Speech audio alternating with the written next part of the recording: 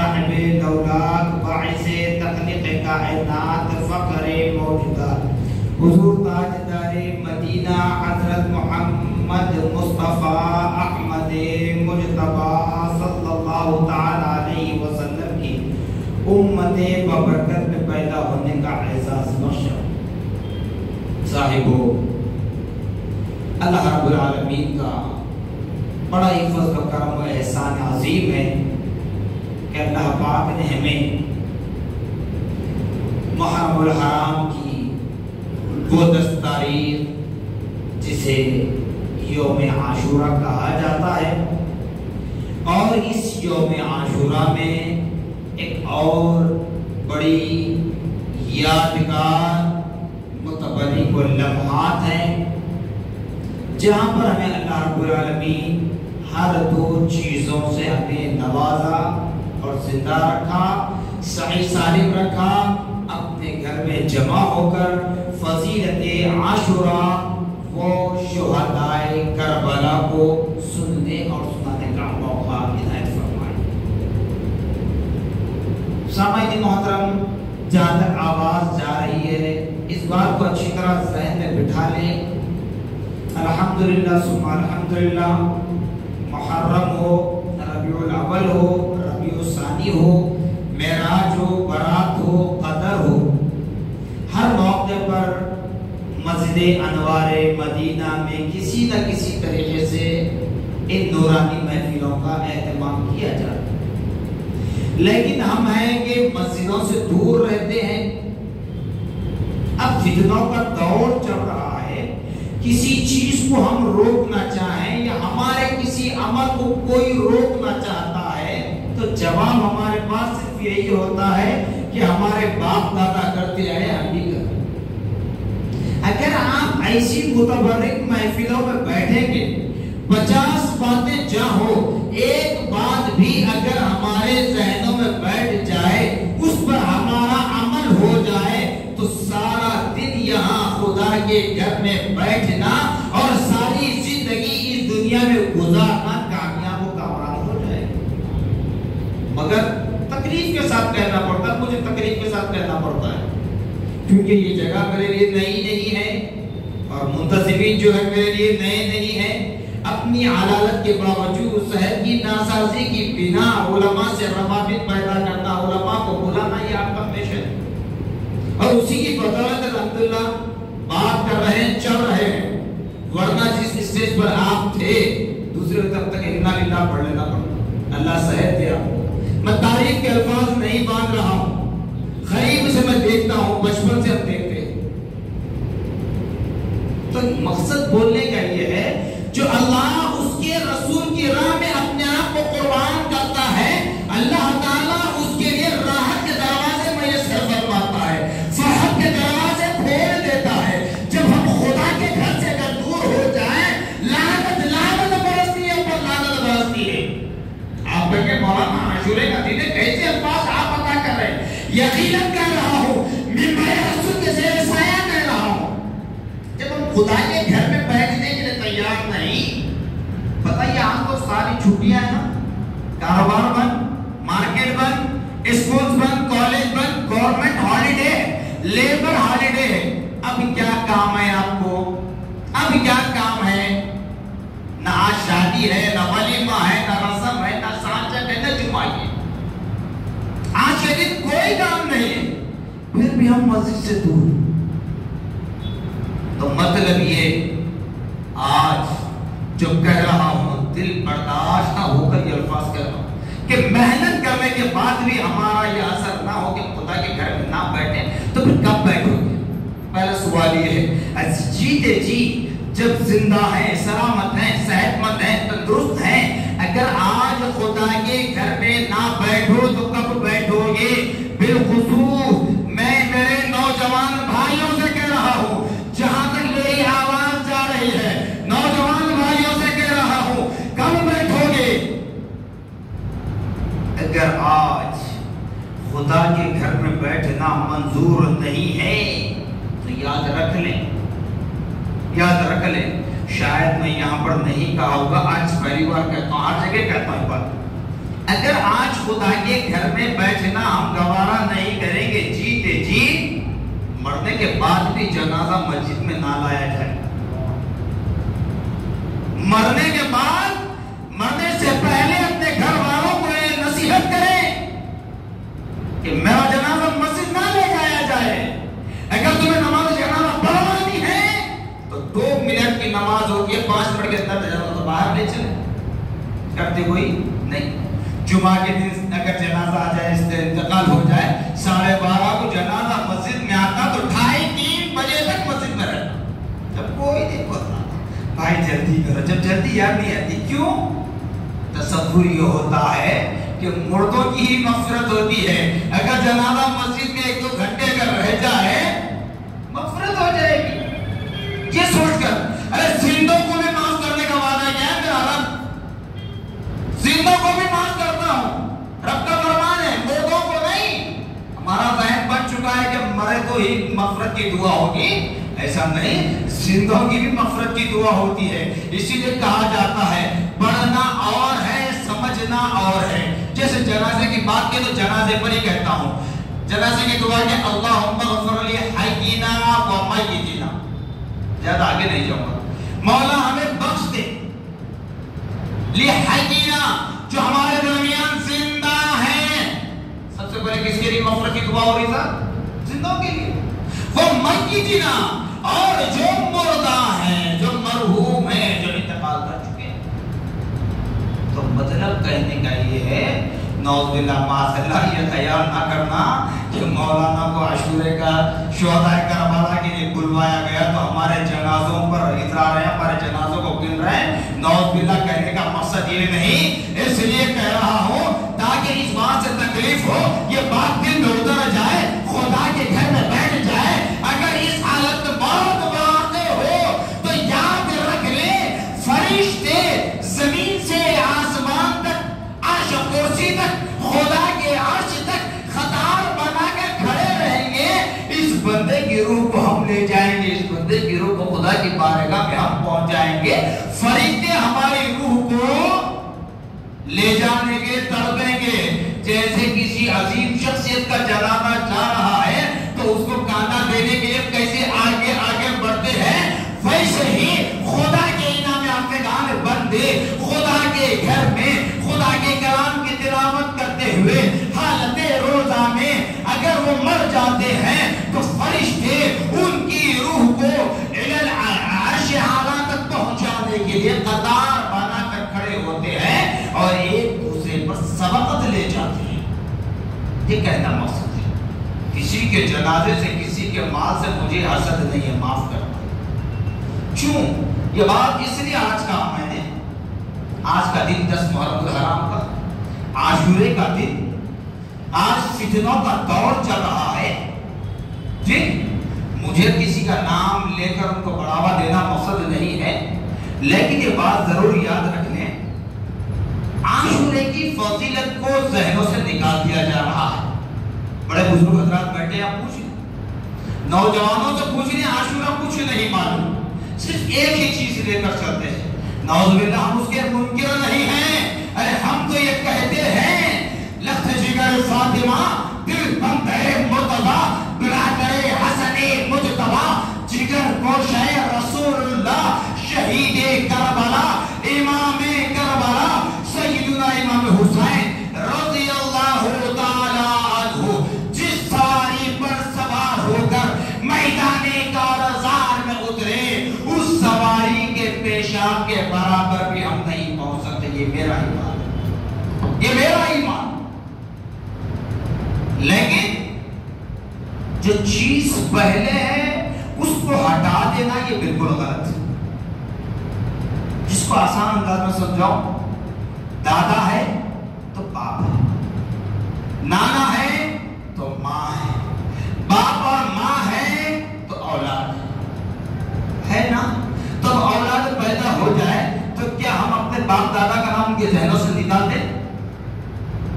اگر ہم نے اپنی اولاد کو ڈاکٹر بنایا، انجینئر بنایا، سب کچھ بنایا، مالدار بنایا، سب کچھ کیا، اگر وہ صرف ہماری واہ واہ کر دے، ہمارے باپ دادا کا نام ڈبا دے یا ہمارے باپ دادا کا نام اپنی زبان سے نہ لے تو تم گوارا کرو گے، خاموش بیٹھو گے؟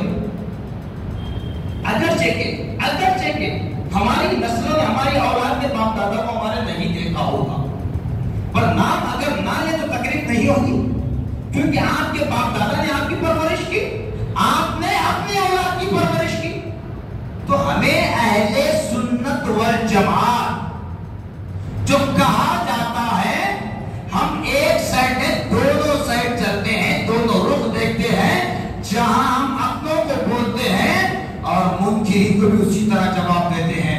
جس طرح منکرین کو سر پٹک کر قبول کرنے کے لیے کہتے ہیں، ویسے ہی اپنوں کو بھی جھکانے کی کوشش پوری کرتے ہیں، چاہے کوئی مانے یا نہ مانے، کوئی راضی ہو یا نہ ہو، اس سے مجھے کوئی سروکار نہیں ہے، مطلب تو یہ ہے کہ خدا اس کا رسول راضی ہو جائے۔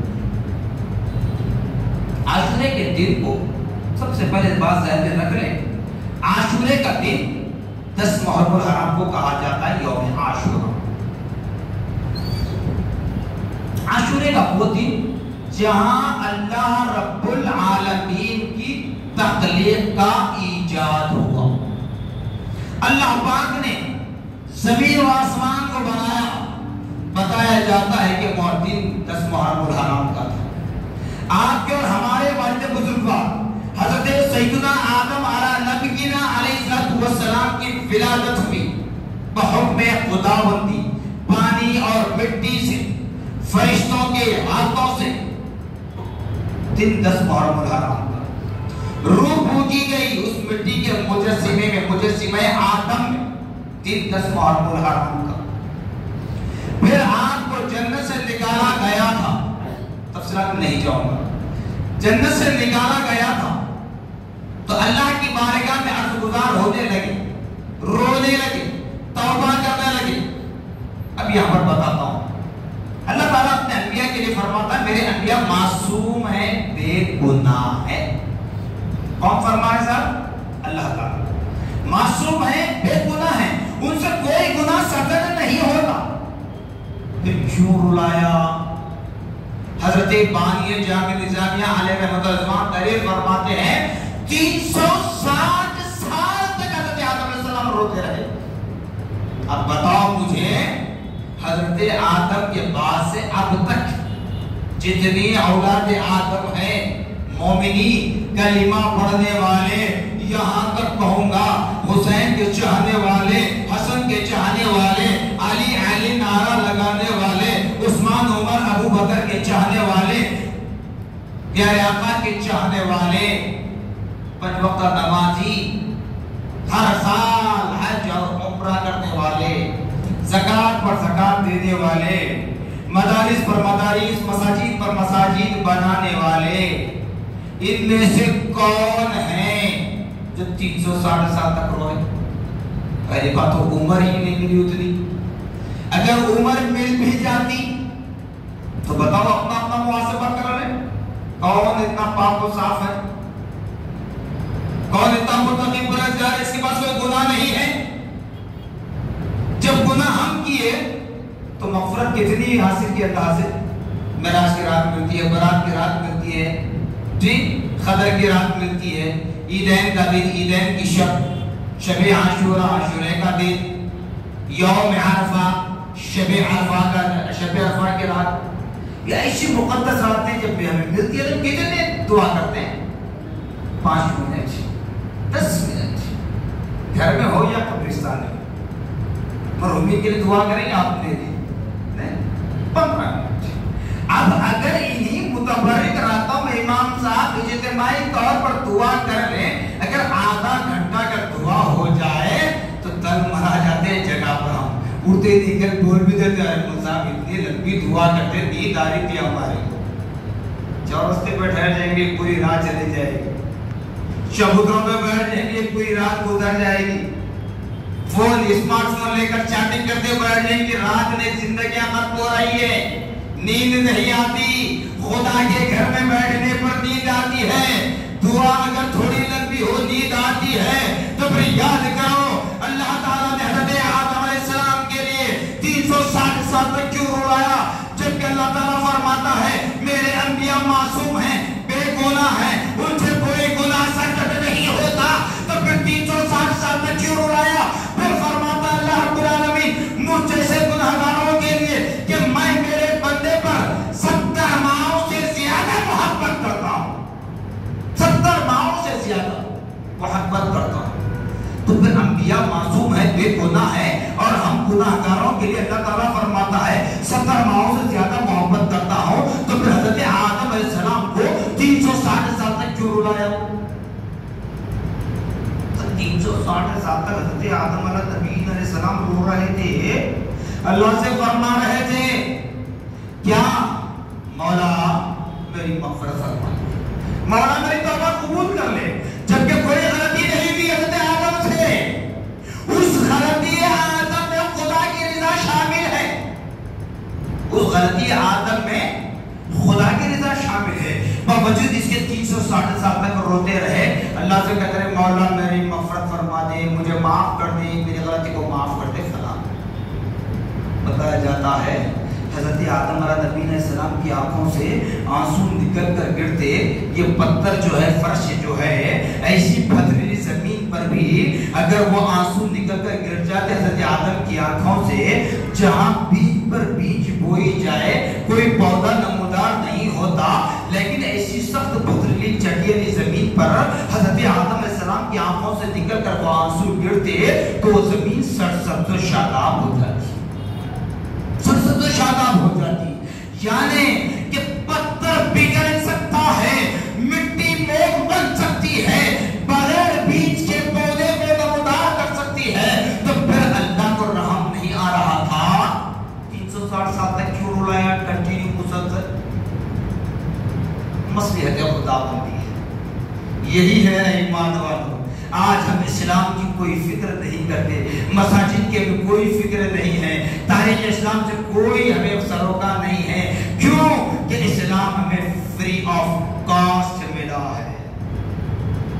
نہ ہمارے باپ دادا نے خون بہایا، نہ اپنا سر کٹوایا، نہ گھر قربان ہوا، نہ ہمارے معصوم بچے قربان ہوئے، نہ ہمارا مال لوٹ لیا گیا، اس لیے ہم کو فری آف کاسٹ اسلام ملا ہے، اس لیے ہم اس کی فکر نہیں کرتے، یہ سوچ کر بیٹھے ہوئے ہیں دیکھا جائے گا مرنے کے بعد، جو دیکھنا ہے دیکھ لو، مرنے کے بعد کیا ہوگا، بس ان باتوں کو ذہن میں رکھ لو، اور دیکھا جائے گا جو کہتے ہو، دیکھو خبر میں کیا ہوگا، دیکھو میدان محشر میں کیا ہوگا، جب یہ باتیں یاد آتی رہیں گی، ہماری اسلاف کے وہ تذکرے یاد آتے رہیں گے۔ حضرت آدم علیہ السلام کو 360 سال تک رلایا گیا، اس کے بعد اب اللہ کی رحمت جوش مارنے لگی، شیطان کو میں نے ایک لمحے کے لیے حضرت آدم کے قلب پر حاوی کیا تھا، ایک لمحے کے لیے، لیکن یہاں شیطان مکمل طور پر مسلط ہو رہا ہے، شیطان میرے آدم کے قلب میں اپنا گھر بنا رہا ہے، لہذا اللہ نے کیا کیا؟ 360 سال کے بعد حضرت آدم علیہ السلام کی آنکھوں سے پردہ اٹھا دیا، وہ پردہ اٹھا دیا، جیسے کوئی ہولناک حادثہ اگر دیکھ لے تو کیسا آنکھ پر رونگٹے کھڑے ہوتے ہیں، اس وقت اپنی موت کو یاد کرتے ہیں نا، کوئی برے باتیں سن لے کسی کے تو ہم اپنے بچوں کی فکر میں لگ جاتے ہیں نا، ایسے ہی حضرت آدم علیہ السلام کی آنکھوں سے فوراً پردہ اٹھا دیا گیا، جو شیطان اس جانب آنے نہیں دے رہا تھا۔ وہ کیا تھا؟ جیسے حضرت آدم علیہ السلام کی آنکھوں سے پردہ اٹھایا گیا تو کیا دیکھتے ہیں؟ لا الہ الا اللہ محمد رسول اللہ نصب کیا ہوا دیکھا، تو فوراً حضرت آدم علیہ السلام نے اللہ کی بارگاہ میں کہا کہ مولا اس نام محمد کے صدقے میری توبہ کو کن فیکون، قرآن میں لفظ ہے کن فیکون، پلک جھپکنے کی دیر میں اللہ رب العالمین نے حضرت آدم علیہ السلام کی توبہ کو قبول فرما دیا۔ 360 سال تک رلا، کیوں؟ 360 سال تک کی دعا میں حضرت آدم علیہ السلام ڈائریکٹ خدا سے مانگ رہے تھے، اور خدا فرماتا ہے میری بارگاہ میں آنا تو میرے انعام میں اپنے بندوں کا وسیلہ لے کر آنا، میری بارگاہ میں آنا، میرے امتحان ہوا، یہ ساری آزمائشیں ہونے کے بعد ہم اس دنیا میں آ رہے ہیں صاحب، تو 360 سال تک رونا ہے۔ اس وقت معراج بھی دعا قبول ہوئی، تو دعا قبول ہونا تھا، اللہ پاک نے اسی وقت آپ کو معراج سے سرفراز فرمایا۔ یہی دن 10 محرم الحرام کا تھا۔ حضرت نوح علیہ نبی علیہ السلام کشتی کنارے پر آ کھڑی، یہی 10 محرم الحرام کا تھا۔ حضرت ابراہیم علیہ نبی علیہ السلام کو آگ میں ڈالا گیا، نارے نمرود میں ڈالا گیا، اللہ نے جبرائیل کو حکم دیا کہ اے جبرائیل جاؤ جنت سے تخت لے آنا اور نارے نمرود میں بچھا دینا تاکہ میرا خلیل سکون و آرام سے وہاں بیٹھ سکے، لیٹ سکے۔ ادھر جبرائیل کو ہوا، پھر ادھر کوئی چیز میرے رب کی حکمت سے خالی نہیں ہے۔ جس مائک کے ذریعے آپ تک میری آواز پہنچ رہی ہے، اس میں بھی میرے رب کی حکمت ہے۔ تم انجینئر کی تعریف کرو، ہم خدا کی تعریف کرتے ہیں۔ کیوں؟ اس لیے کہ ادھر جبرائیل کو حکم تک بچھانے کے لیے، ادھر نارے نمرود میں آپ کو حکم ہو رہا ہے، یا نار کونی برداً و سلاما علی ابراہیم، اے آگ میرے ابراہیم پر ٹھنڈی ہو جا، گلزار ہو جا، چمن بن جا۔ وہ دن 10 محرم الحرام۔ تو الغرض اکثر و بیشتر انبیاء و رسول کو نبوت سے، رسالت سے سرفراز فرمایا گیا، معراج سے سرفراز فرمایا گیا، کتابیں دی گئی، صحیفے دیے گئے، وہ دن 10 محرم الحرام کا تھا۔ اور یہاں تک بتایا جاتا ہے کہ اللہ نے آسمان سے بارش کا جو سب سے پہلا قطرہ نازل فرمایا، وہ دن بھی 10 محرم الحرام کا۔ تو اسی لیے بزرگان دین کا کہنا ہے کہ عاشورے کے دن اپنی دسترخوان میں وسعت کریں۔ تو آج اس کا مطلب غلط لے رہے لوگ، اسی لیے کہتا ہوں سمجھنے کی ضرورت ہے۔ اگر کوئی عالم ہو، مشائخین ہو، سادات کرام اگر یہ کہیں کہ عاشورے کے دن اپنے دسترخوان کو وسعت دیں، کشادہ کریں، تو اس کا مطلب یہ نہیں کہ آپ بریانی، میٹھے، لوازمات بنا کر کھائیں، کیونکہ دوسرا رخ بھی ہمیں دیکھنا ہے۔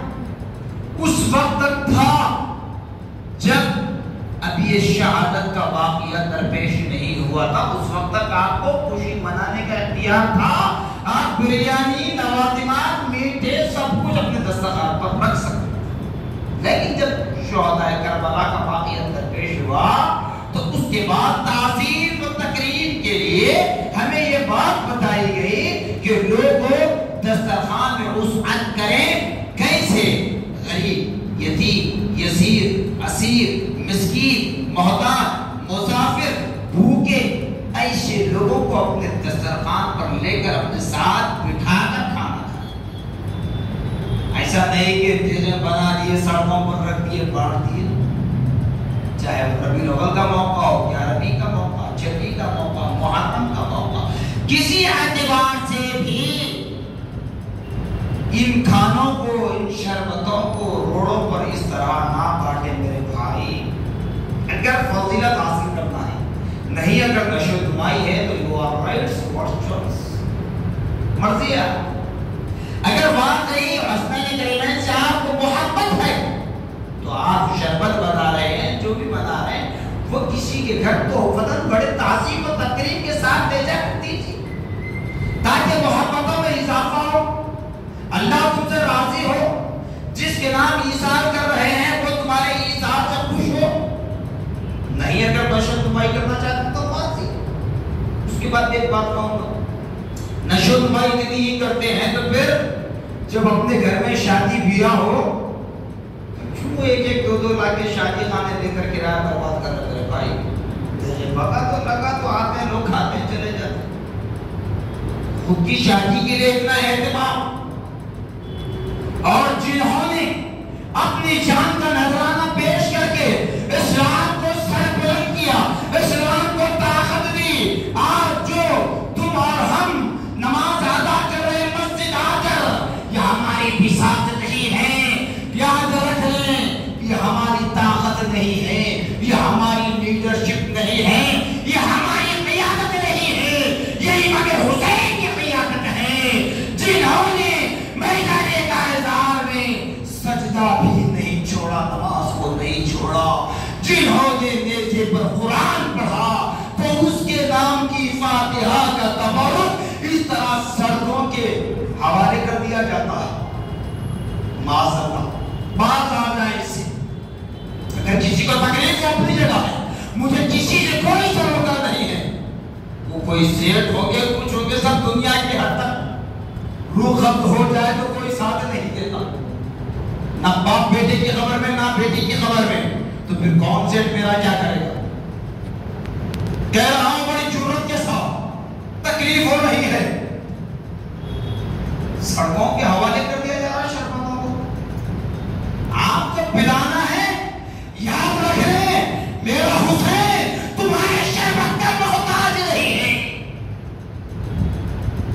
میرا حسین تمہاری تعریفوں کا محتاج نہیں ہے، اگر میرا حسین تعریفوں کا محتاج ہوتا تو 45 کے ساتھ ہی کچھ دن گزرنے کے بعد جبریل امین نبی کی بارگاہ میں حاضر ہوتے ہیں،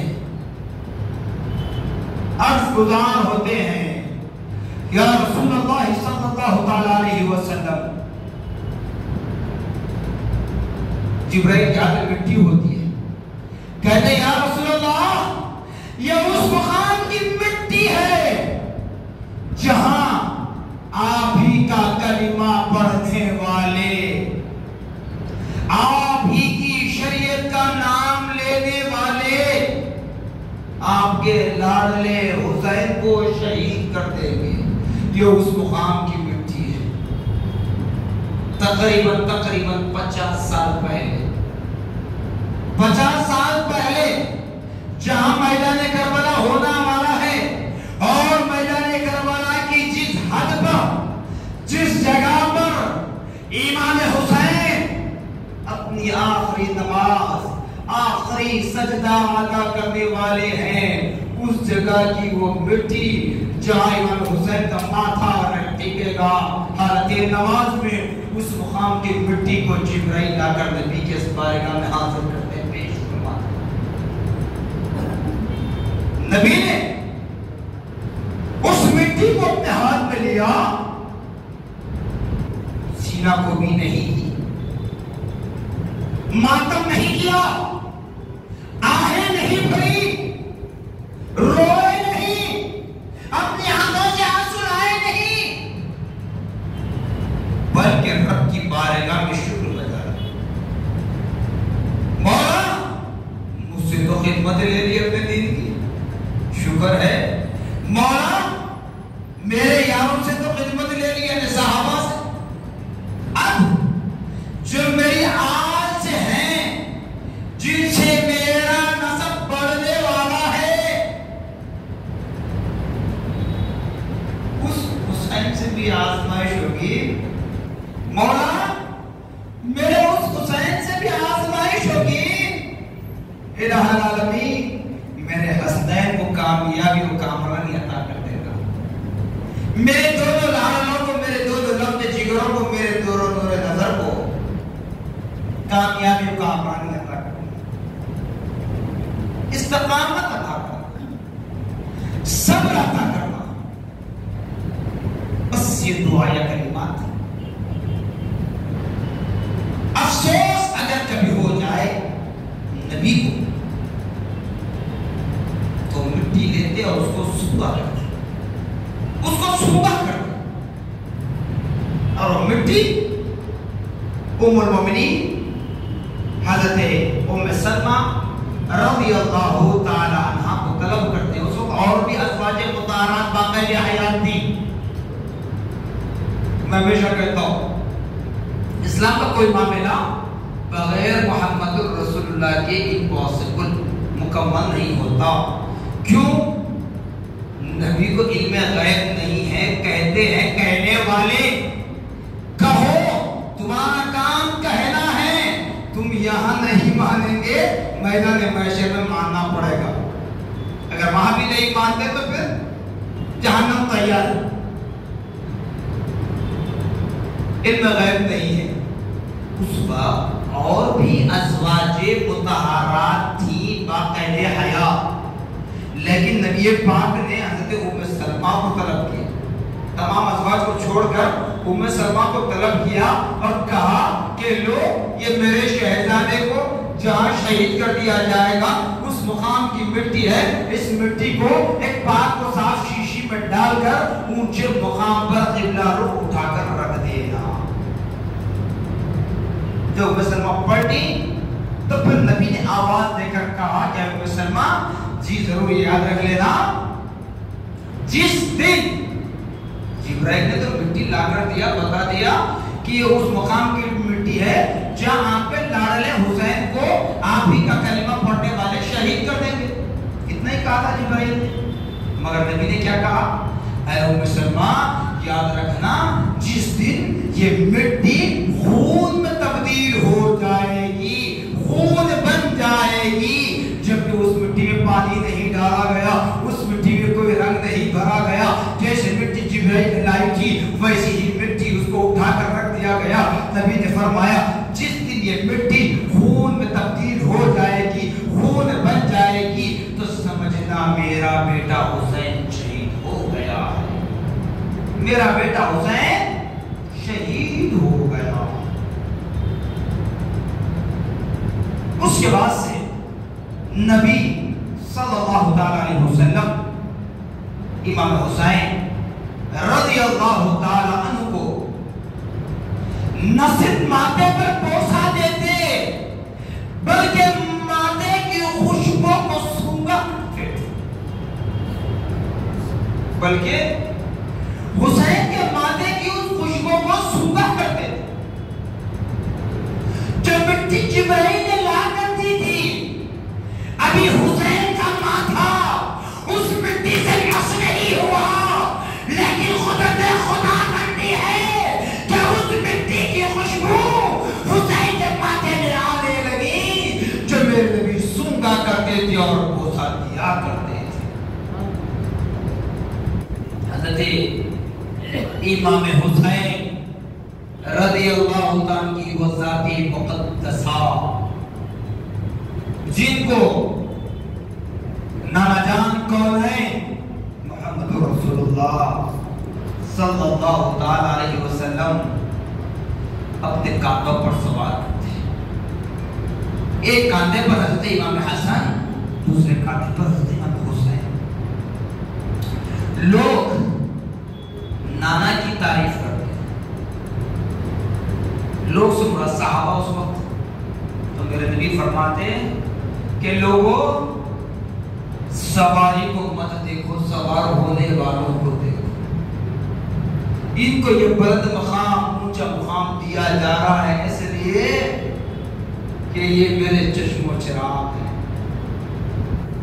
یہی وہ فاطمہ کے دو لال ہیں جس نے بادشاہ کو ٹھکرا دیا، امامت خرید لی، جس نے شہنشاہیت کو اپنے پیروں تلے رود ڈالا، جنت خرید لی. جو وہ لاڈلے ہیں. نبی پاک صلی اللہ علیہ وسلم نے صحابہ سے کہا سواری کی تعریف مت کرو، سوار ہونے والوں کی تعریف کرو. تو یہ تمہاری سوار ہونے والوں کی تعریف کرنا یہاں بھی کام آئے گا، وہاں بھی کام آئے گا، چونکہ گواہ میں بن رہا. پھر حسن کریمین سے پیارے آقا صلی اللہ تعالیٰ علیہ وسلم ارشاد فرماتے ہیں اے بیٹا آج تمہارا بوجھ میرے کاندھوں پر ہے. اے بیٹا آج تمہارا بوجھ میرے کاندھوں پر ہے، کل میری امت کا بوجھ تمہارے کاندھوں پر ہوگا. کل میری امت کا بوجھ تمہارے کاندھوں پر ہوگا. حسن کریمین بچپن کے عالم میں ہیں. یہ نہیں پوچھا نانا جان یہ کیا بات ہے، آپ یہ کیا کہہ رہے ہیں، نہیں پوچھا. اللہ تعالیٰ نے ان کے دل و دماغ کو کھودا جا رہا ہے، نبی کا فرمان جاری ہو رہا ہے، ان کے دل و دماغ میں باتیں بے بس ہوتی جا رہی ہیں. میدان کربلا کی بات آئی. آج کہنے والے کہتے ہیں سوشل میڈیا پر آ کر اپنی مجالس میں جہاں کہیں ہو، بہرحال صحابہ نے امام حسین کا ساتھ نہیں دیا. نعوذ باللہ معاذ اللہ استغفر اللہ. اتنی جرت، اتنی ہمت کے صحابہ پر بند کرو. آپ بتاؤ اپنے بھائی کا کتنا ساتھ دیتے ہو؟ بڑی باتیں بہت کرتے ہیں. صحابہ کو جن کے لیے قرآن فرما رہا ہے رضی اللہ عنہم ورضوا عنہ، اللہ نے ان سے راضی ہوا اور انہوں نے رب کو راضی کر لیا. اور میرے نبی فرماتے ہیں یہ میرے صحابہ ہیں، جو ان کی اقتداء کریں گے وہ کامیاب ہوں گے.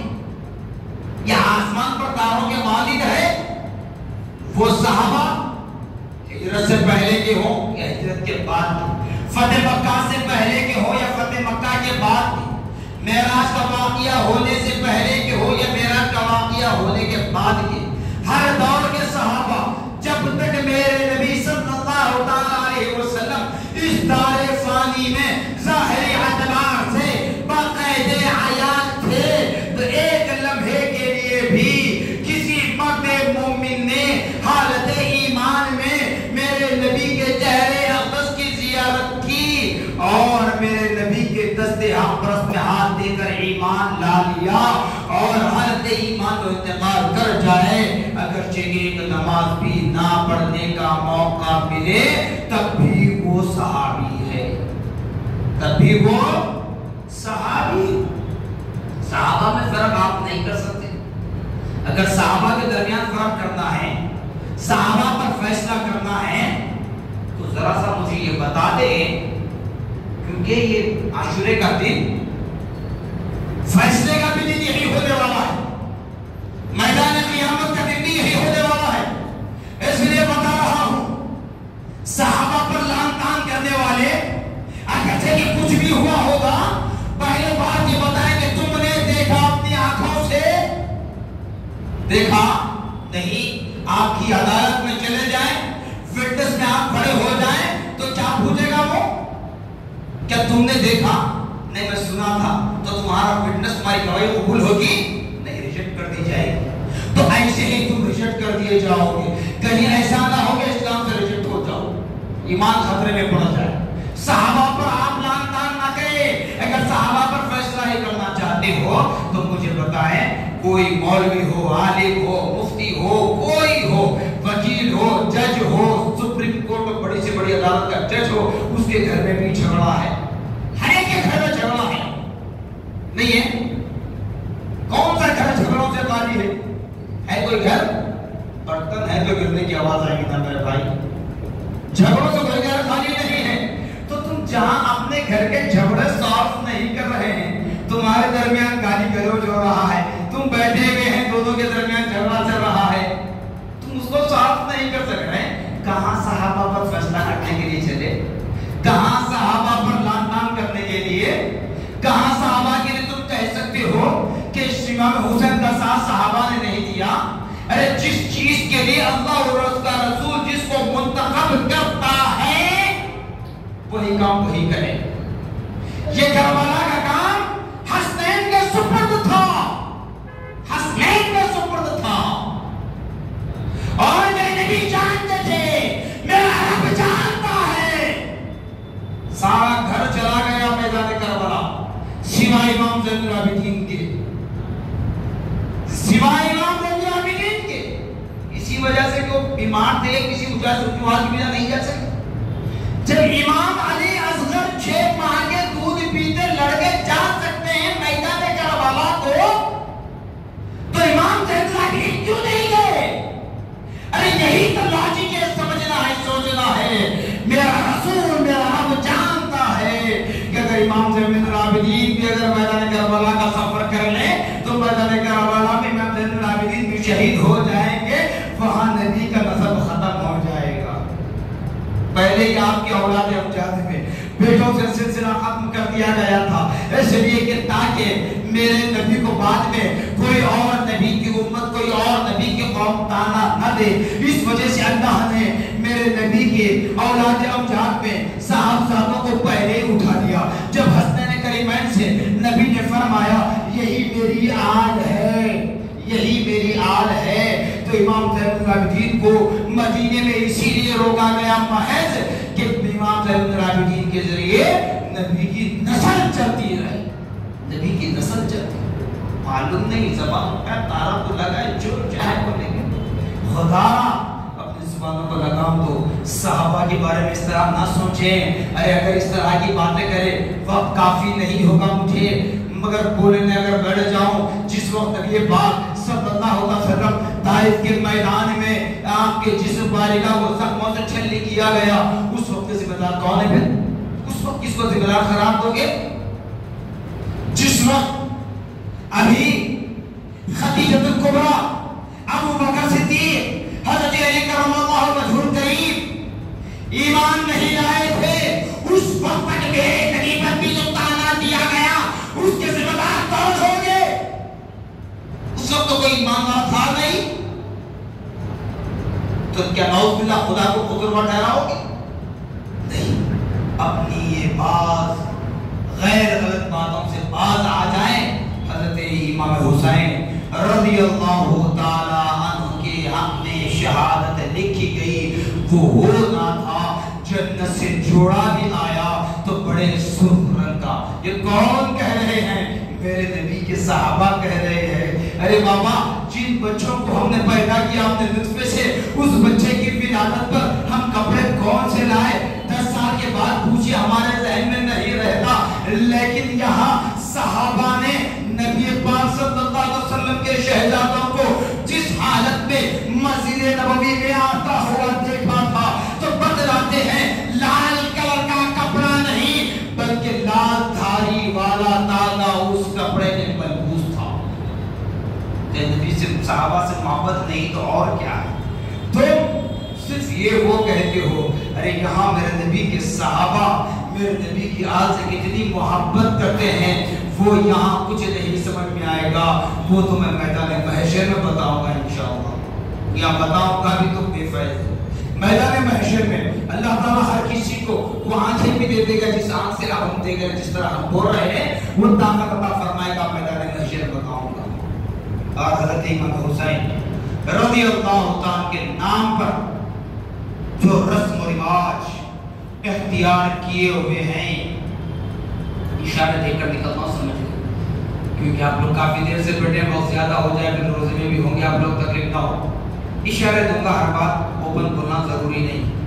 حضرت امام حسین رضی اللہ عنہ نور والے نبی کے نواسے، نور والے بولیے، نور والے نبی کے نواسے. نور ہے نا، نور ہے. جس طرح حضرت بانی جامع نظامیہ علیہ رحمت رضوان تحریر فرماتے ہیں آگ اور پانی ایک جگہ جمع نہیں ہو سکتے، آگ اور پانی ایک جگہ جمع نہیں ہو سکتے. تو اسی طرح امام حسین نور والے نبی کے نواسے ہیں، نور ہیں، اللہ کے مقرب ہیں. ٹھیک ہے. پھر آگ سے امام حسین کا کیا تعلق؟ آگ سے امام حسین کا کیا تعلق؟ امام حسین کے نام سے کوئی علامت آپ کو بنانی ہے تو سب سے پہلے اس علامت کو اختیار کیا جائے جو امام حسین میدان کربلا میں بھی نہ چھوڑا. وہ کیا ہے؟ نماز. نماز امام حسین نے میدان کارزار میں ہے، تیغوں کے سائے میں ہے، تیر و تلوار برس رہے ہیں، نیزے برس رہے ہیں، لیکن میرا حسین میدان کارزار میں بھی نماز کو نہیں چھوڑا، نماز کو بھی نہیں چھوڑا. سب سے پہلی علامت کو بتا لو. ہر مسلمان، ہر وہ انسان جو کلمہ طیبہ لا الہ الا اللہ محمد رسول اللہ پڑھتا ہے، اس کا اقرار کرتا ہے، اس چیز کو پہلے علامت بتا ہے، بعد میں دوسری علامت ہے. پھر اس کے دوسری چیز حضرت امام حسین رضی اللہ تعالی میدان کربلا میں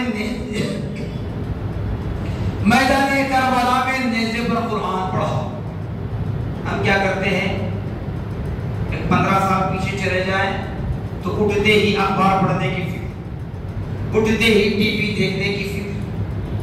اب یہ حال ہے، نیند میں یہ فون نکالتے ہیں، چیٹنگ کرتے ہیں، یعنی کہ دنیا کی خبر سے باخبر ہوتے ہیں. تو امام حسین کی دوسری علامت، پہلا نماز، دوسرا نیزے پر قرآن پڑھنا. تو آپ قرآن پاک کی تلاوت کریں، قرآن پاک کی تلاوت کریں تو آپ پکے حسنی حسینی کہلائیں.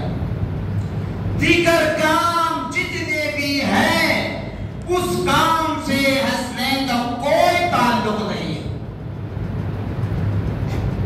کسی بھی ایریا ہو، کوئی جگہ ہو، میرے لیے کوئی بڑی بات نہیں. الحمدللہ میں جو کہوں گا اللہ اس کے رسول کو حاضر و ناظر رکھ کر کہتا ہوں، انہیں کی ضمانت میں کھڑے رہ کر کہتا ہوں. یاد رکھیں، نہ کوئی طنز کرتا ہوں. اس کے علاوہ جتنے کام ہوتے ہیں عاشورے کو لے کر، 10 محرم کو لے کر، اس کا نہ حسنین سے کوئی تعلق ہے، نہ اہل بیت اطہار کے 72 نفوس قدسیہ سے کسی کا تعلق ہے، نہ میدان کارزار میں آنے والے اہل بیت اطہار کے ان 72 نفوس قدسیہ میں سے عورتیں اور بچیاں جو واپس ہوئی جس حالت میں ہوئی، ان سے بھی اس کا کوئی تعلق نہیں ہے. نہیں ہے، بالکل نہیں. اگر کرتے ہیں کہ آپ کی مرضی ہے، آپ کا عمل آپ کے ساتھ، کیونکہ آپ کی خبر کا جواب آپ کو دینا ہے، آپ کو ہماری خبر کا جواب دینا ہے. اس لیے ہم وہ کام کریں گے جس سے اللہ اس کا رسول راضی ہو اور اس میں کوئی غیر غلط کام نہ آ جائے. جیسے آپ دیکھ لیں انگار پورن ناشتے ہیں، اب اس میں مسلمان بھی ہیں، غیر مسلمان بھی ہیں. کیا مطلب ہے؟ کیا مطلب ہے؟ جب امام حسین کی محبت میں کرتے ہیں، زندگی بھر شراب پیتے ہیں، زندگی بھر زنا کرتے رہیں، زندگی بھر جوا کھیلتے رہیں، سال کے 11 مہینے 365 دن میں سے 355 دن ہر وہ خدا کا کام کرتے رہیں، صرف 10 دن کے لیے کام کو چھوڑ دیں اور یہاں امام حسین کا نام لے کر ناچیں. اس لیے کہا گیا نا، لوگ قرآن پڑھ کر بھی گمراہ ہو سکتے ہیں. کیوں؟ قرآن کو سمجھے تو ہدایت پائیں گے، نہ سمجھے تو گمراہ ہو جائیں گے.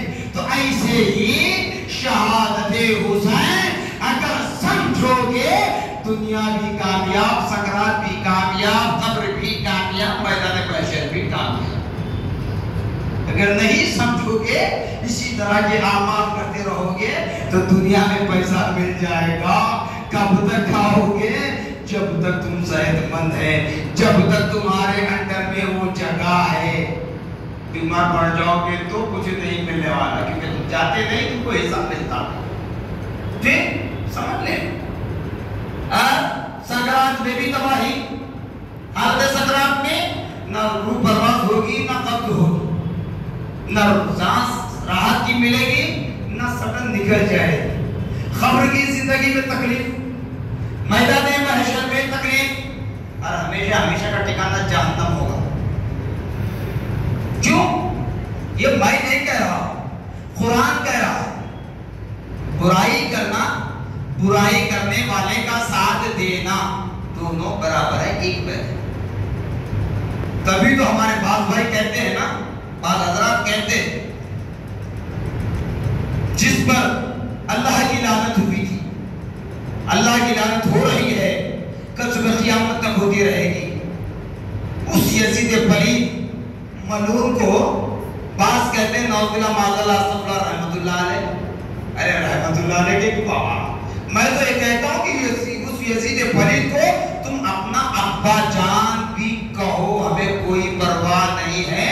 ہم تو اس پر لعنت بھیجتے ہوئے آئے، لعنت بھیج رہے ہیں، کل صبح قیامت تک لعنت بھیجتے رہیں گے. تو کہتے ہیں نہیں مولانا، یزید میدان کربلا میں نہیں تھا. ٹھیک ہے، ہم کب کہہ رہے تھا؟ یزید میدان کربلا میں نہیں تھا، مگر یہ فتنہ مچایا کس نے؟ کوفہ سے ہزاروں کے خطوط لکھے گئے امام حسین کے نام، چھوٹے خطوط، چھوٹے. تو امام حسین نے مسلم بن عقیل رضی اللہ تعالیٰ عنہ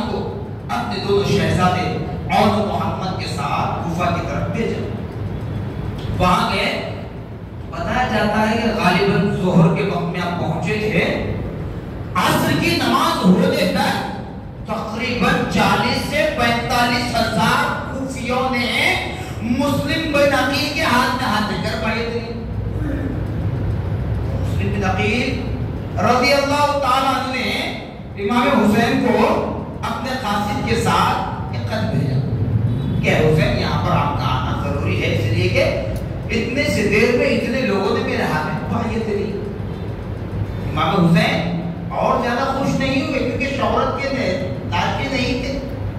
ٹھیک ہے چلوں گا۔ جیسے کو خط کے پڑھنے کے بعد کچھ دور کا فاصلہ طے کیے، اطلاع آئی کہ نماز مغرب میں اس کوفہ کی جامع مسجد میں جتنے بھی لوگ جھوٹا اسلام قبول کیے تھے، جھوٹے سے مراد منافقانہ اسلام، منافقانہ حرکت، اسلام قبول کیے تھے، نماز مغرب میں مسلم بن عقیل امامت کر رہے ہیں، سب پیچھے کھڑے ہیں۔ ابن زیاد آیا یزید کے کہنے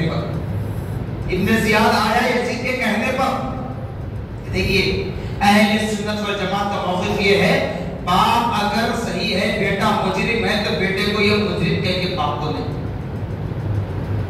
یہ اہل سنت والجماعت کا موقف۔ اور دنیا کی عدالت سے بھی آپ سوال کر لیں، اگر کسی کا بیٹا شور ہے تو کیا باپ کو لے جا کر جیل کی سلاخوں میں ڈالا جائے گا؟ نہیں، بیٹے کو ڈالا۔ اگر سنگین حالات ہیں، بیٹا نہیں مل رہا ہے، تو ایسی صورت میں 1-2 دن کے لیے ان ماں باپ کو پولیس کی کسٹڈی میں رکھا جاتا ہے، جیل میں نہیں ڈالا جاتا، تاکہ وہ بچہ واپس آ جائے، مجرم واپس آئے سے۔ تو ہم غلط کو غلط کہیں گے، صحیح کو صحیح کہیں گے، فیصلہ ہم نہیں کر رہے، فیصلہ اللہ تعالیٰ کرنے والا ہے۔ جو چیزیں ہم بتا رہے ہیں، یزید کے کہنے پر ابن زیاد نے نماز پڑھنے والوں کو حالت نماز میں، جو میں نے کہا نا منافقانہ طور پر اسلام قبول کیے تھے، حالت نماز میں اعلان کیا کہ پورے کے پورے مسجد سے نکل جائیں ورنہ سب کی گردنیں مار دی جائے۔ اپنی جان کے لالے پڑے ہوئے، جو اپنی جان کا خوف کھا کر نماز کو چھوڑ کر نکل گئے، مسجد پوری خالی۔ جب مسلم بن عقیل رضی اللہ عنہ سلام پھیرا، پلٹ کر پیچھے دیکھتے ہیں تو کیا دیکھتے ہیں کہ کوئی نہیں، سب کے سب خالی ہو چکے۔ پھر اس کے کچھ دیر بعد آپ کے شہزادے اور محمد کو پہلے تو چھپا دیا گیا، پھر اس کے بعد حضرت مسلم بن عقیل کو شہید کر دیا گیا، اس کے بعد اور محمد کو بھی شہید کر دیا۔ یہ بھی اطلاع حضرت امام حسین رضی اللہ تعالیٰ عنہ کو راستے میں پہنچ، مسلم بن عقیل اور آپ کے دو شہزادے اور محمد کو شہید کر دیا۔ امام حسین نے اپنے قدموں کو پیچھے نہیں ہٹایا، اپنے قدموں کو پیچھے نہیں ہٹایا بلکہ آگے چلنے لگے۔ کہتے ہیں نا کہنے والے، انہوں نے یہ نہیں کیا، انہوں نے وہ نہیں کیا، تو تم نے کیا کیا؟ تم انگار پر ناچ رہے ہیں، جبکہ میرا حسین نور والا ہے، نور سے نار کا کیا تعلق؟ حضرت امام حسین رضی اللہ تعالیٰ 72 لوگوں کے ساتھ، عورتیں بچے بوڑھے سب ملا کر مدینہ منورہ سے نکلے۔ راستے میں 2-3 مقامات پر حضرت امام حسین رضی اللہ تعالیٰ عنہ نے آواز دی کہ لوگوں، اگر تمہیں اپنی جان پیاری ہے، اپنا گھر پیارا ہے، اپنے ماں باپ پیارے ہیں، اپنی آل اولاد پیاری ہے، اگر جانا چاہتے ہو تو چلے جاؤ، میں مڑ کر نہیں دیکھوں گا کون جا رہے ہیں۔ 2-3 مرتبہ اعلان۔ اس کے بعد دریائے فرات پر 7 محرم الحرام کو اپنا خیمہ باندھا، 7 محرم الحرام کے دن اپنا خیمہ باندھا، پراؤ ڈالا۔ وہاں جیسے ہی حسین اور حسین کے گھر والے پہنچے، ابن زیاد کو اطلاع ملی، ابن زیاد نے یزید پلید کو اطلاع دی، ابن یزید پلید نے ابن زیاد کو حکم دیا کہ دریائے فرات کے پانی کو ایسے گھیر کر جکا کر گرفتار کر لیا جائے کہ ایک خطرہ پانی بھی حسین اور حسین کے گھر والوں کو مل نہ سکے. بتاؤ اس سے بڑا ظالم جس کو تم رحمت اللہ علیہ کہنا چاہتے ہو. پانی کو بھی تڑپ پاؤ گے, بھوکا پیاسا رکھو گے. ارے نادان تمہیں نہیں جانتے, جس میرے نبی نے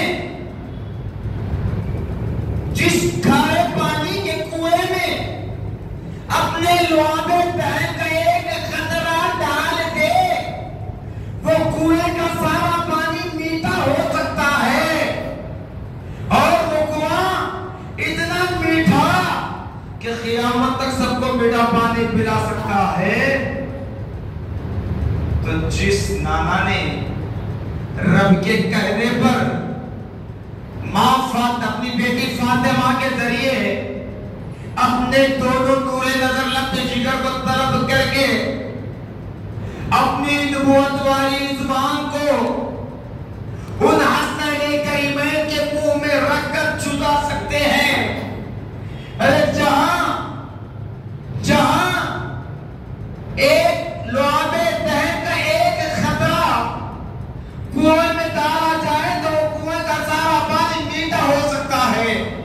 ارے یہاں حسنین کریمین کے منہ میں نبی کی نبوت والی زبان رکھ کر جب چھدایا جا سکتا ہے, اسے غذا دی جا سکتی ہے, تو میدان کربلا میں میرا حسین بھوکا اور پیاسا کیسے ہوگا؟ یہ بات اور ہے. ظاہری اعتبار سے بھوکے اور پیاسے تھے.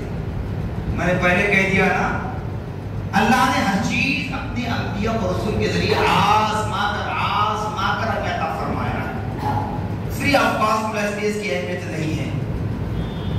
اب سن لیں, حضور پاک صلی اللہ تعالی علیہ وسلم جنگ خندق کے موقع پر اپنے پیٹ پر پتھر باندھے تھے.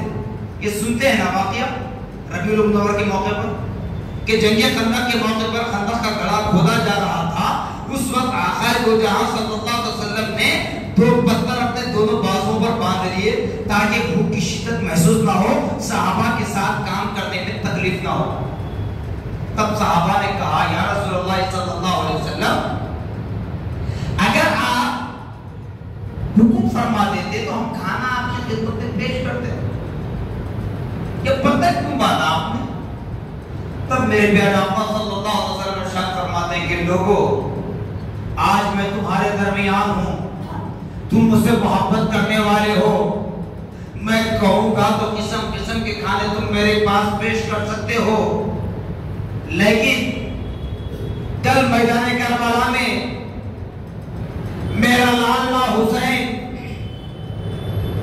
میدان کربلا کا سفر کرے گا, اسے بھوکا اور پیاسا رکھا جائے گا. شاید نہیں کہا, مطلق بات کہی, قطعی فیصلہ کر دیا نبی نے, میرے آقا کو بھوکا پیاسا رکھا جائے گا.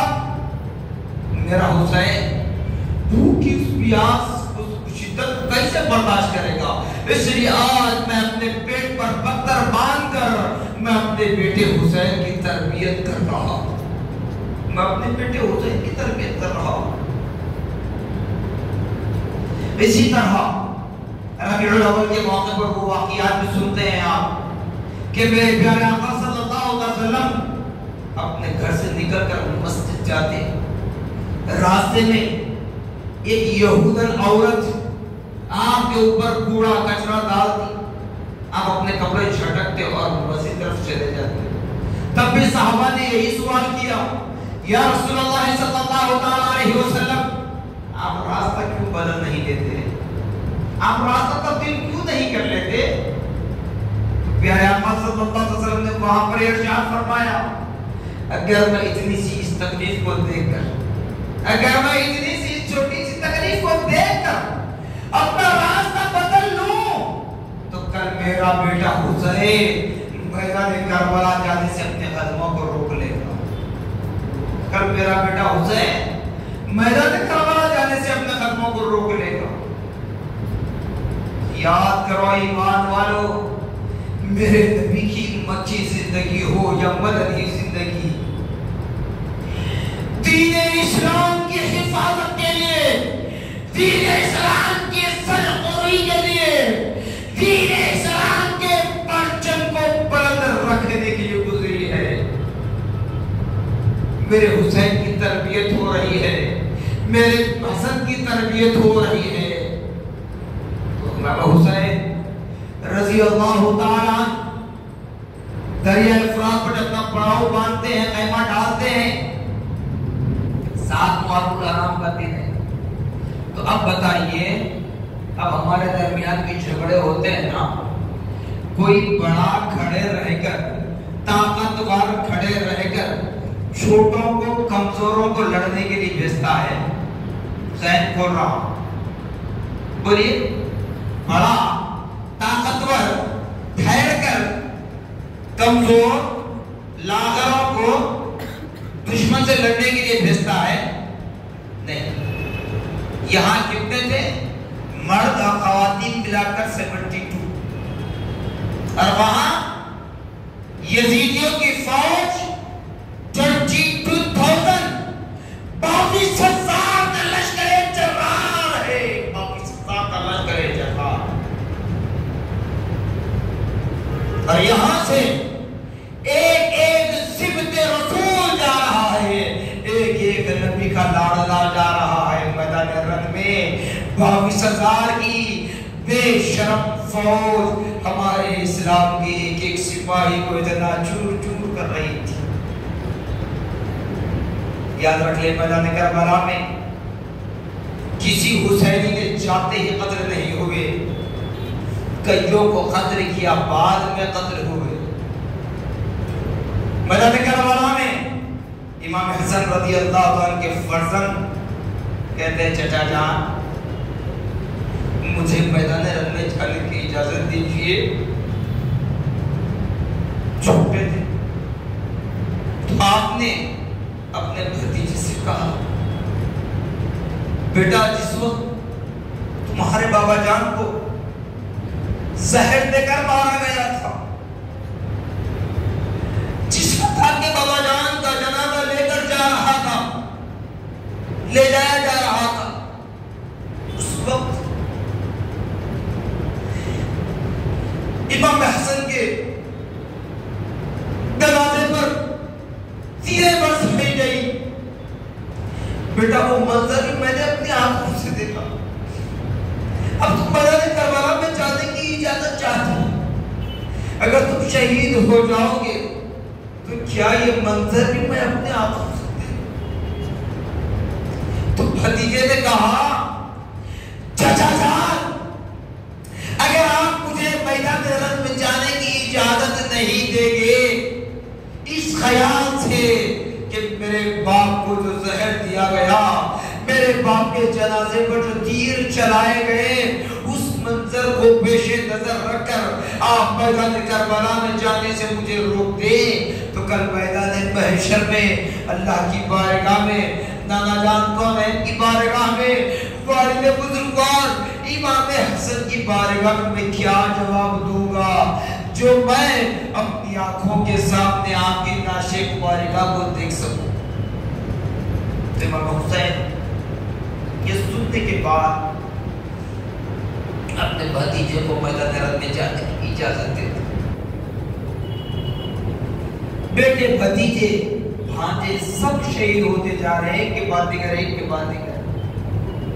حضرت علی اکبر رضی اللہ عنہ، جی علی اکبر رضی اللہ عنہ حسین کے وہ فرزند اکبر جن کو دیکھنے سے رسول اکرم صلی اللہ علیہ وسلم کا چہرہ اقدس نظر آ جاتا، وہ علی اکبر رضی اللہ تعالیٰ بالکل نوجوانی کے عالم میں تھے، میدان کربلا میں شہید ہوئے۔ سب شہید ہو رہے ہیں، امام حسین رضی اللہ تعالیٰ عنہ انا للہ و انا الیہ راجعون پڑھتے ہیں اور نعشوں کو خیمے میں لا کر رکھتے ہیں۔ اتنے میں خیمے سے آپ کی اہلیہ محترمہ نے آواز دی، اے میرے سرتاج، ان ظالموں نے ہمیں بھوکا پیاسا رکھا، معصوم علی اصغر جو بھوک سے تڑپ رہے ہیں، رو رہے ہیں لیکن آواز نہیں نکل پا رہی ہے، زبان سوکھ چکی ہے، اس معصوم کو 2 گھونٹ پانی پلا دو۔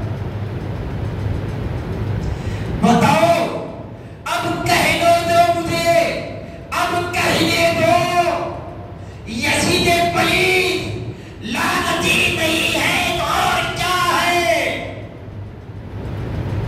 ابن زیاد جو تیرا وزیر ہے وہ بھی لعنتی نہیں تو اور کیا ہے؟ جب امام حسین رضی اللہ تعالیٰ اپنے معصوم شیرخوار دودھ پیتے علی اصغر کو اپنی آغوش میں لے کر خیمے سے باہر آتے ہیں، ظالموں کو آواز دیتے ہیں کہ ظالموں تمہارا جھگڑا میرے ساتھ ہے، اس معصوم نے تمہارا کچھ نہیں بگاڑا، اسے 2 گھونٹ پانی پلا دو۔ تو ظالم کیا کرتے ہیں معلوم؟ ظالمانہ حملہ تیر کمان میں تان کر حضرت علی اصغر رضی اللہ تعالیٰ کے حلق کا نشانہ بناتے ہیں۔ وہ تیر حضرت علی اصغر رضی اللہ تعالیٰ عنہ کے حلق میں چھپ کر امام حسین کے بازو میں پیوست ہو جاتی ہے، اتنی زور سے نشانہ لگایا حلق میں چھپی اور نکل کر امام حسین کے بازو میں پیوست۔ امام حسین رضی اللہ تعالیٰ اِنَّا لِلَّهِ وَإِنَّا إِلَيْهِ رَاجِعُونَ پڑھتے ہوئے معصوم امام علی اصغر رضی اللہ تعالیٰ کی نعش مبارکہ کو خیمے میں لے جا کر اپنی اہلیہ محترمہ کے جگر گوشے میں یعنی آپ کی گود میں دیتے ہیں اور کہتے ہیں کہ لو آپ کے بیٹے نے ایسا جام پی لیا اب قیامت تک پیاسا نہیں ہوگا، لو آپ کے بیٹے نے ایسا جام پی لیا اب قیامت تک پیاسا نہیں ہوگا۔ پھر حضرت علی اصغر رضی اللہ تعالیٰ عنہ کے حلق سے جو خون نکل رہا تھا اس کو اپنے ہاتھ میں لیتے ہیں، لے کر خیمے کے باہر آتے ہیں، آسمان کی طرف نگاہ اٹھاتے ہیں، رب کی جانب متوجہ ہو کر فرماتے ہیں مولا یہ تو ایک علی اصغر ہے، اگر تو ہزاروں علی اصغر دے دیتا تو ایک ایک کر کے تیرا میں قربان کر دے۔ پھر کہتے ہوئے اس کو علی اصغر کو آسمان کی طرف اچھالے دیتے ہیں۔ اب بتائیے 7 محرم کا دن گزرا، 8 محرم کا دن گزرا، 9 محرم کا دن گزرا، حد تو یہ ہے کہ دودھ پیتے معصوم امام علی اصغر بھی شہید ہو گئے، امام حسین میدان رن میں نہیں اترے۔ کیوں نہیں اترے؟ یہ امام حسین اپنی مرضی سے میدان کربلا کا سفر نہیں کیے تھے۔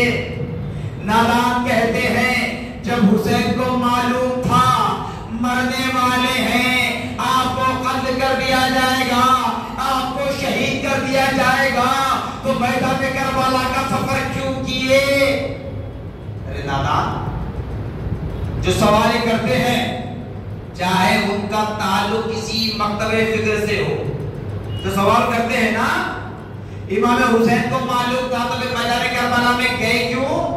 آپ کے ابا جان کو بھی معلوم ہے، آپ کے مولانا کو بھی معلوم ہے الذی خلق الموت والحیات، اللہ نے زندگی کے ساتھ موت کو پیدا کیا ہے، پھر تم کیوں پیدا ہو رہے ہیں؟ مرنا ہی ہے تو پیدا کیوں ہو رہے ہیں؟ جواب دے سکتا کوئی نہیں؟ اس کو کہیں گے احمقانہ گفتگو، اللہ کے نظام میں مداخلت کرنا۔ ارے معلوم تھا تو مطلب یہ نہیں کہ اسے پیچھے ہٹ جائیں، ذمہ داری سونپ دی گئی ہے۔ میرے نبی نے فرمایا تھا میرا بیٹا حسن موت کو اس وقت تک اپنے گلے سے نہیں لگائے گا جب تک کہ وہ مسلمان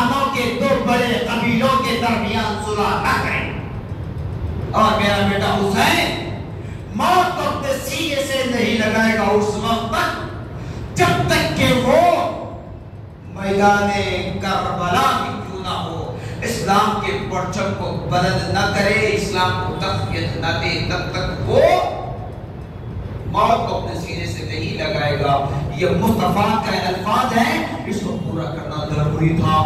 اللہ نے فرمایا جیسے اب بتائیں اعتراض کرنے والوں کے لیے اب کہہ رہا ہوں آیت کا ترجمہ۔ قرآن نے کیا کہا؟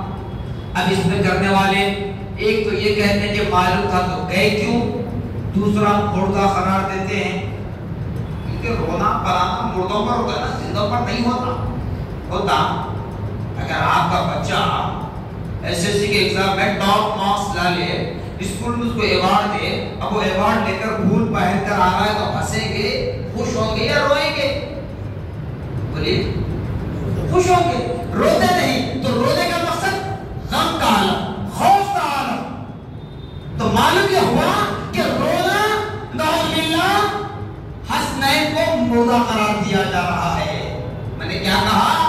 حسنین سے محبت ہے، بج مقتدى نمازی بنو۔ حسنین سے محبت ہے، مساجد کو آباد کرو۔ حسنین سے محبت ہے، اہل بیت اطہار کی خواتین سے ہماری ماں بہنوں بیوی بیٹیوں کو محبت ہے۔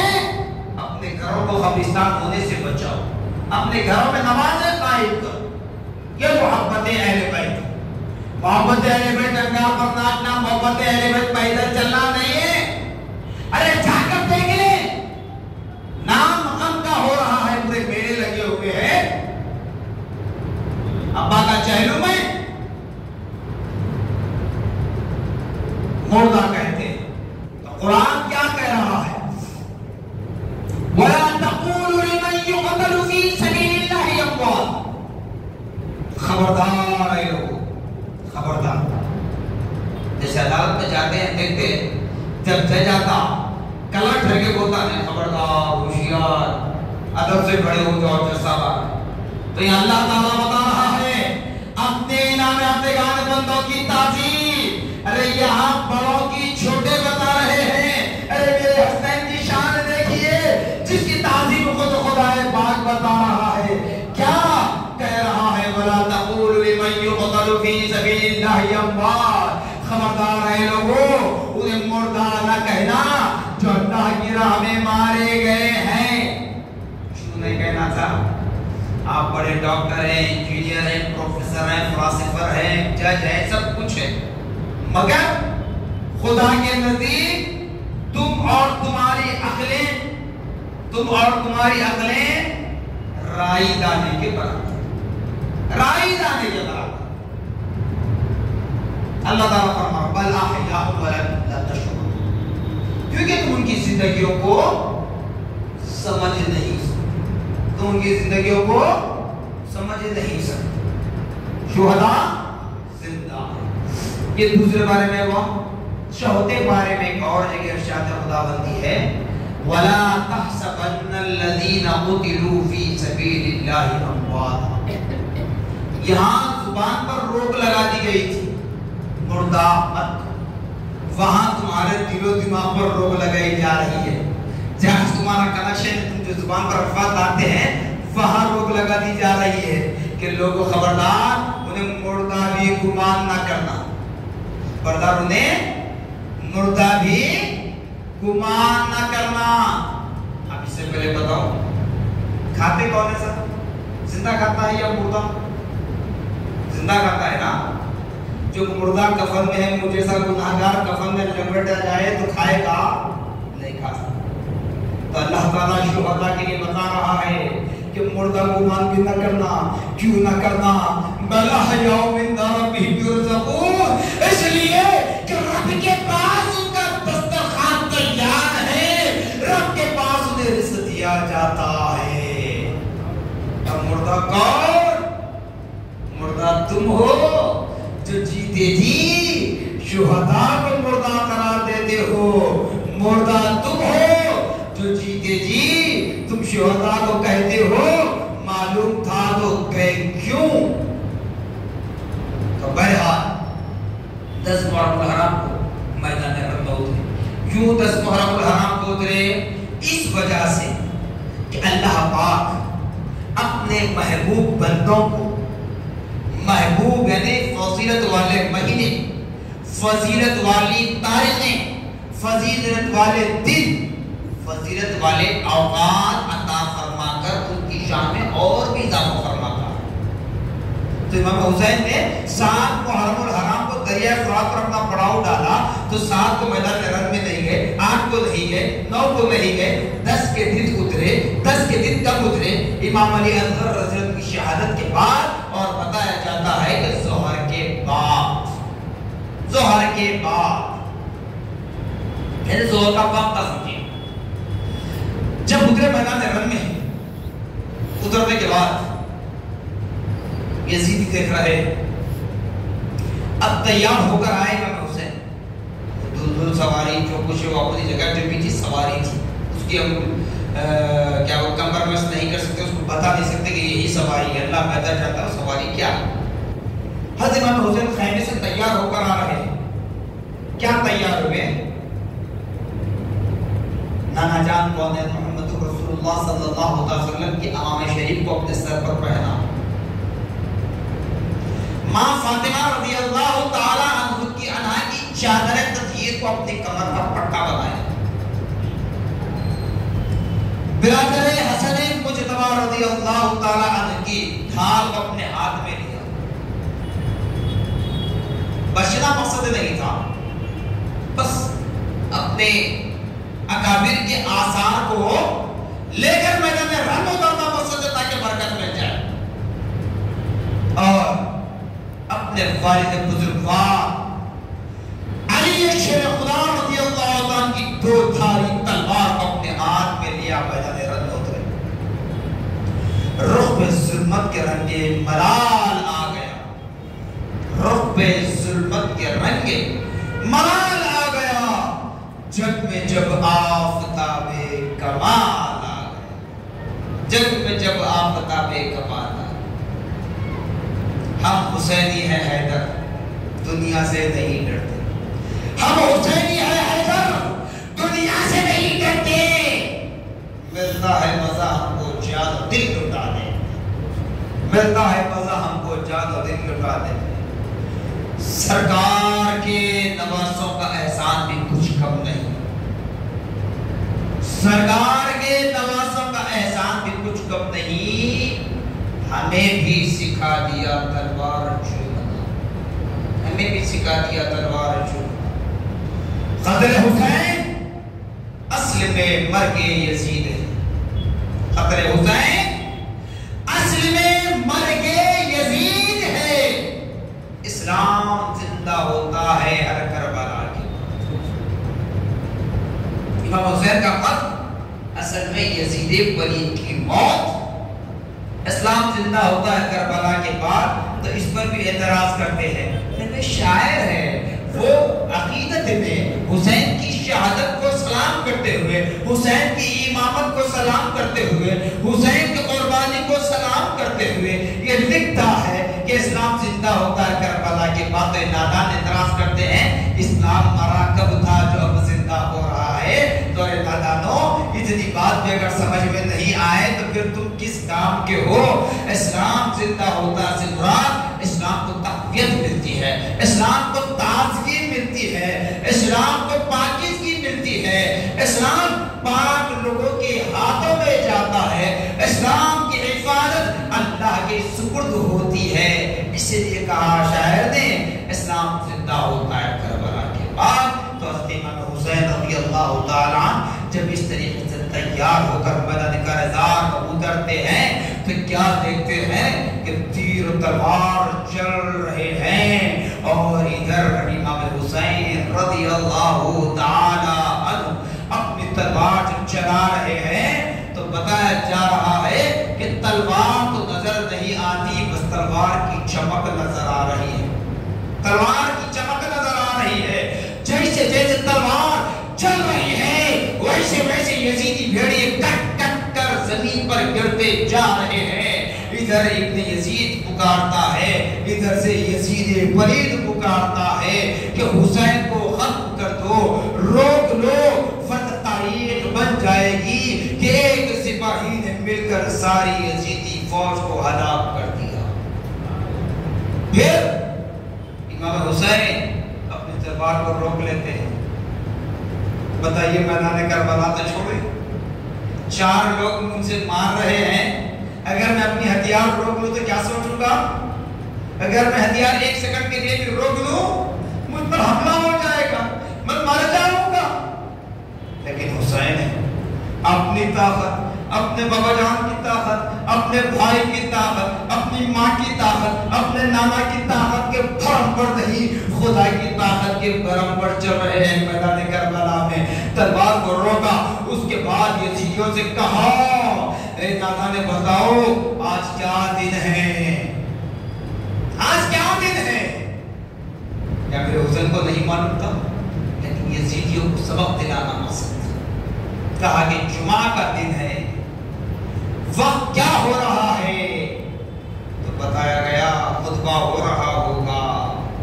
तो यजीदियों से हुसैन ने कहा जुमा का दिन है, मेरे नबी की उम्मत के खुतबा मेरे नाना की मिंबर पर खुतबा दे रहे होंगे।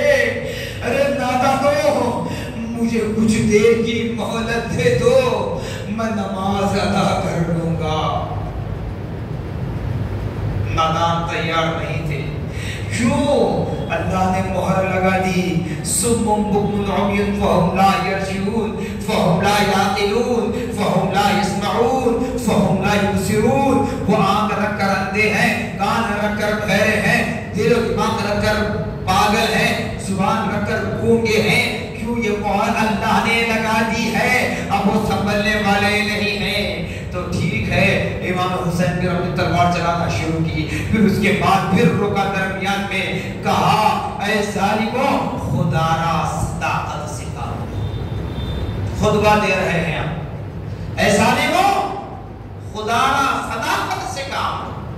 अब तो कम से कम खुदा को पेश नजर रखो, सच्चाई को पेश नजर रखो, सदाकत से काम लो, वरना ना पाओगे मेरा खून, कुछ ना पाओगे, मरने के बाद सीधा जहन्नम में चले जाओगे। नबी के नवासे ने फरमाया, मैं रहमत वाले नबी का रहमत वाला नवासा हूं। जिस तरह मेरे नाना जान को मैं रहम करम वाले, मैं भी रहम करम वाला हूं। मैं मरने से डरता नहीं, मैं अपना सर कटवाने से डरता नहीं, मगर सदाकत से काम लो।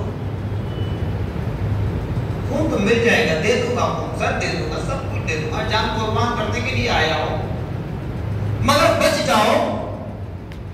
नादान नहीं समझे। फिर लड़ाई शुरू हुई। फिर इमाम हुसैन रज़ियल्लाहु अन्हु दौरान में फिर रुका, फिर खुतबा दिया। आखिरी बार कह रहा हूं, आखिरी मौका, तुमने मेरे बेटे भतीजे भांजे सबको शहीद कर दिया।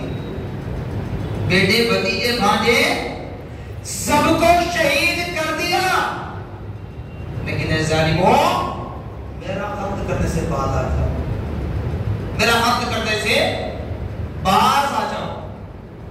अगर बाज आने के तैयार नहीं थे तो मेरे हुसैन ने खुतबा ये भी इरशाद फरमाया कि देखो, तुझको अगर कत्ल करने से बाज आ जाओगे तो कल मैदान महशर में तुम्हारी मग़फ़िरत कराऊंगा।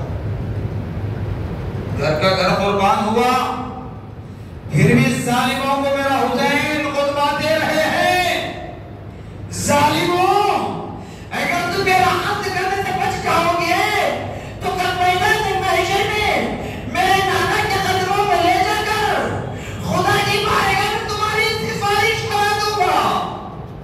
मगर बचने के तैयार नहीं थे, क्योंकि रब ने मुहर लगा दी। क्या करेंगे?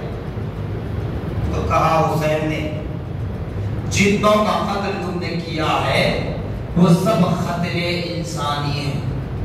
जितनों का कत्ल तुमने किया है वो सब खतरे इंसानी है, और मेरा कत्ल अगर करोगे तो खतरे इंसान, खतरे हुसैन इब्न अली नहीं कहा जाएगा, बल्कि खतरे इस्लाम कहलाएगा, खतरे इस्लाम कहलाएगा। लिहाजा मेरा कत्ल करने से बच जाओ। कहीं माने تیر و تلوار چل رہے ہیں. بس امام حسین نے یہ فرمایا نانا لو تم چاہے جتنے تیر و تلوار چلا لو میری جان جانے والی نہیں ہے. اور جس ماتھے کو تم نشانہ بنا رہے ہو تیر آ رہے ہیں جو ایسے آ کر میرے ماتھے پر آتے ایسے پلٹ جا رہے ہیں یہ وہ ماتھا ہے جس کو میرے نانا جان بوسا دیا کرتے تھے. یہ میرے وہ رخسار ہیں جن کو نانا جان کو بوسا دیا کرتے تھے. یہ وہ حلقہ مبارک ہے میرا جہاں سے میرے نانا کا لعاب دہن میرے پیٹ پہ اترا کرتا تھا. اے نادانو میں اس طرح ختم نہیں ہونے والا. اگر تم مجھے مارنا ہی چاہتے ہو تو یاد رکھ لو جب نماز کا وقت ہوگا میں نماز کے لیے چلا جاؤں گا. جب میں حالت سجدہ میں ہوگا اس وقت میرا سر کاٹ لینا. اس سے پہلے نہ تمہیں کبھی سر ملے گا نہ اس کے بعد قیامت بھی آ جائے.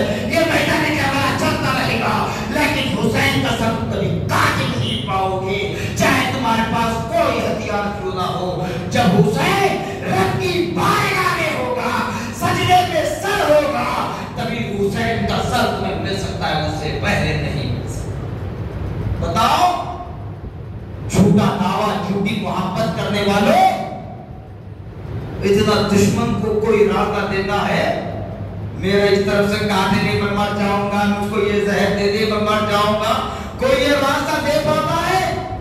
اسی لیے کہتے ہیں شہداء سے محبت ہے پنج وقت نماز کے پابند ہو. اہل بیت سے محبت ہے صبر و استقلال کا دامن تھامے رہو. پکے حسنی حسینی بننا ہے امانتدار دیانتدار اسلام کے محافظ اسلام کے نگہبان بن جاؤ. حضرت امام حسین رضی اللہ تعالیٰ نماز عصر بتا جاتا نماز عصر کا وقت نماز عصر ادا کرنے کے لیے گئے. حالت سجدہ میں آپ پر شمر جوشن نے پہلے تو شہید پتھر لا کر آپ کے گردن مبارک پر ڈال دیا. اس کے بعد نیزے سے آپ کے جسم مبارک سے آپ کے سر اقدس کو جدا کر دیا.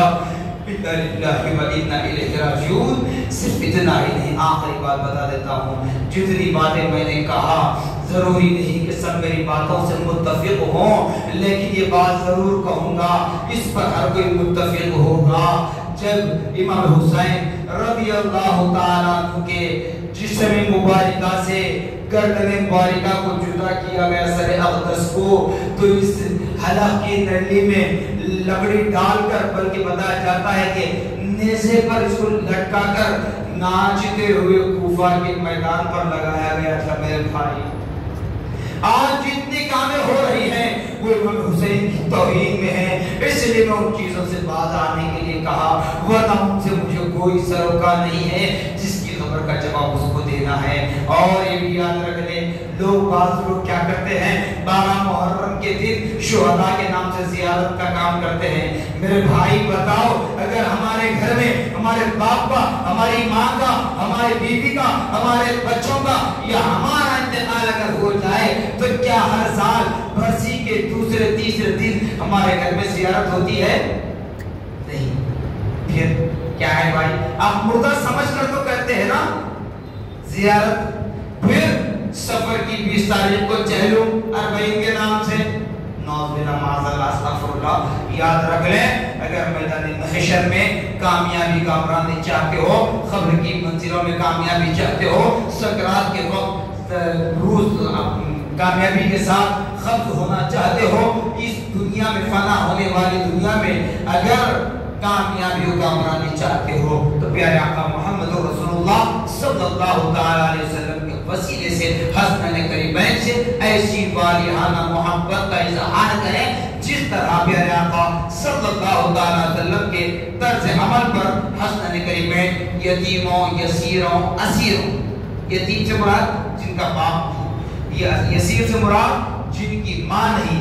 اسیر ایک لفظ شاید آپ نے غور نہیں کیا ہوگا. اسیر سے مراد قیدی جو جیل خانوں میں ہوتے ہیں. یتیم یسیر اسیر مسافر محتاج مسکین ان لوگوں کی مدد کیا کرو ان کی سروں پر دست شفقت رکھو تاکہ سے اللہ رب العالمین ہمارے اعمال کو قبول فرمائے اور جتنا ہو سکے حضرت امام حسین رضی اللہ تعالی عنہ سے آج کے دن نہیں بلکہ میں تو کہتا ہوں کہ جو آج پانی کی سبیلیں لگاتے ہیں، شربت کی سبیلیں لگاتے ہیں، میں تو یہ کہتا ہوں کہ صرف 10 محرم الحرام کا دن نہیں میرے بھائی، جب بھی پانی پیو تو امام حسین کی پیاس کو یاد کرو۔ جب بھی پانی پیو امام حسین کی پیاس کو یاد کرو۔ کھانا کھا کر پانی پی رہے ہو، وہ کھانا تمہاری برکت بن جائے گا جب امام حسین کی پیاس کو یاد کرو۔ دوا کھا کر پانی پیو، حسین کی پیاس کو یاد کرو تو دوا تمہارے نہ صرف شفا بن جائے گی بلکہ تم کو کامل صحت مند کر سکتی ہے، اگرچہ کہ اخلاص ہو، خشوع و خضوع۔ تو خدا را اہل بیت اطہار سے سچی محبت کا اظہار کریں، اس کا اظہار 5 وقت نماز، قرآن پاک کی تلاوت، اللہ اس کے رسول کی فرما برداری، اطاعت گزارنے پر ہوتی ہے۔ جزاکم اللہ خیر جزا، وآخر دعوانا الحمدللہ رب العالمین۔ صلاۃ و سلام کے لیے کھڑے ہوتے ہیں۔